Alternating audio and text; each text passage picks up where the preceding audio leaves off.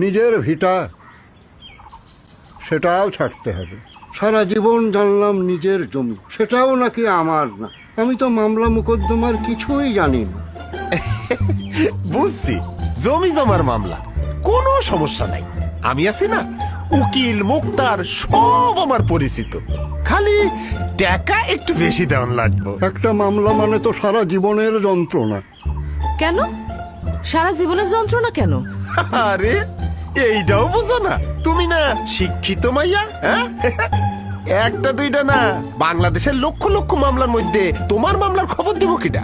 খবর দেওয়ার সহজ উপায় এখন হাতের কাছেই আছে। তাই নাকি? কত তারিখে কেস, কেসের নম্বর কত, জামিন, হাজিরা, এই সব তথ্য জানতে কি পরিমাণ টাকা আর সময় খরচ হয় জানো? ঠিকই বলেছ, টাকা ছাড়া এখন কিচ্ছু হয় না। একটা টাকাও লাগবে না।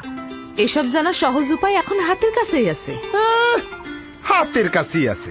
গেছো কোনোদিন আদালতে? দেখছো সেইখানকার অবস্থা? এইসব জানতে এখন আর আদালতে যাবার দরকারই নেই। এখন ঘরে বসেই মাত্র একটা ক্লিকেই জানা যাবে সব। মাত্র একটা ক্লিক।